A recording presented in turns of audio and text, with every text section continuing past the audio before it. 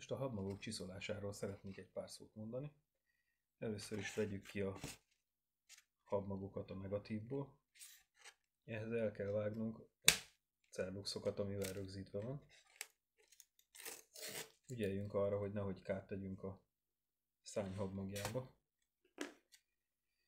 Úgy lehet a legegyszerűbben kivenni, hogy a szárnyvég felől az ujjunkkal megtoljuk a habmagot.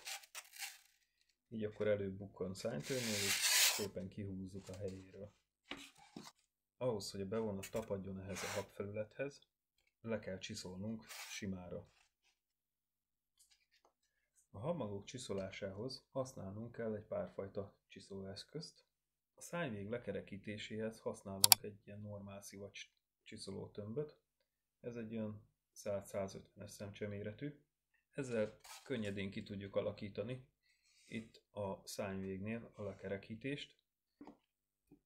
A csiszolófa, ez arra kell, hogy a szárnytővágást egy párszor meghúzzuk vele, hogy a vágás során esetleg ott maradt habszöszöket eltávolítsuk.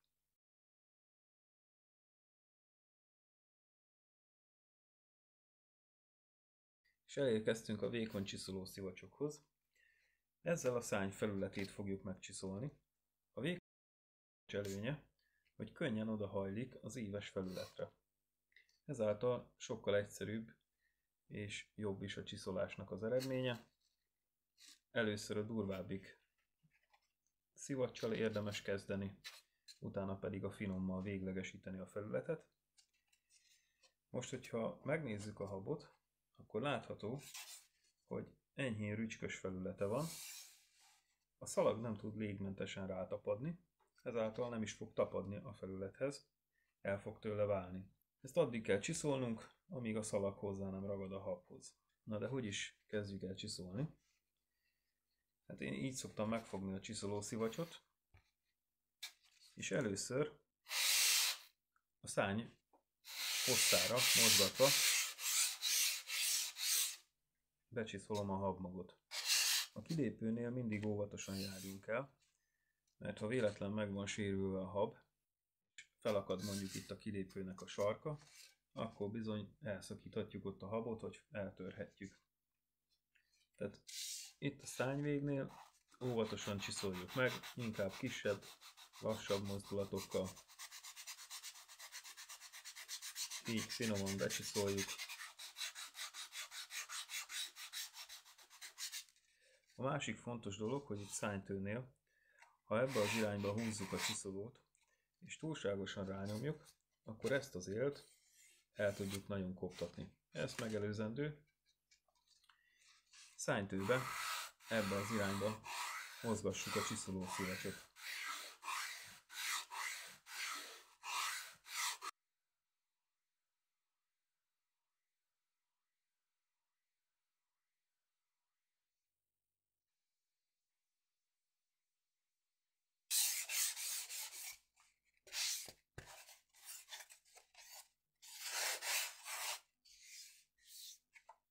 Ügyeljünk arra, hogy olyan asztalon csiszoljuk, amin nincs rászáradt ragasztó vagy kiálló bütykök, mert az mind belenyomódik a habba. Ha véletlen ilyet tapasztalunk, akkor tegyünk alá egy laminált padló alátétet, vagy egy darab depront, valami habot, és azon csiszoljuk meg. Akár a negatívot is lehet használni erre.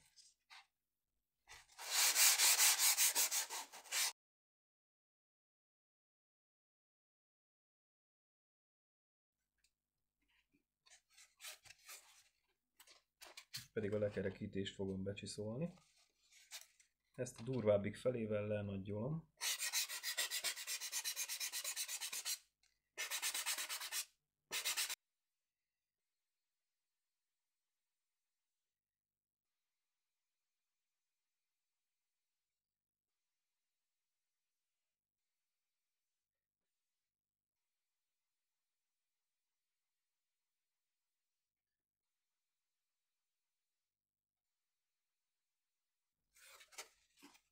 És most fogjuk a fánykcsiszolót, és összedolgozzuk vele.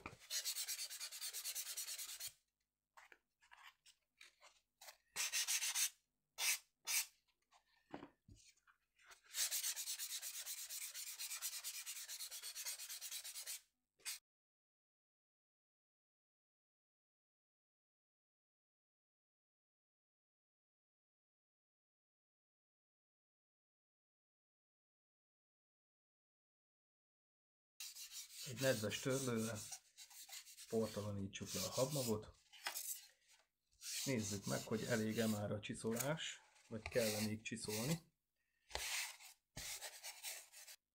Vegyük elő a bevonó szalagot, húzzunk le egy hosszabb csíkot, egy olyan 30 centiset,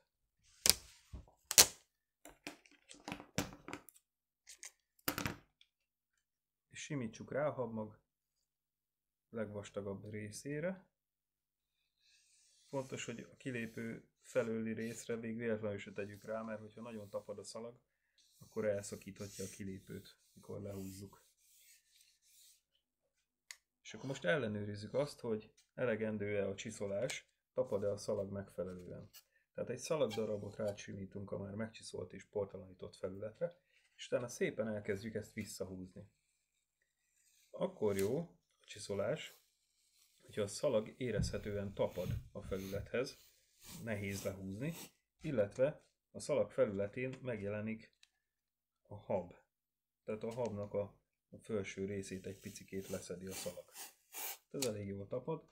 Ugyanígy ellenőrizzük le az alsó részen a tapadást, de a profil vastagabb részére rásimítjuk.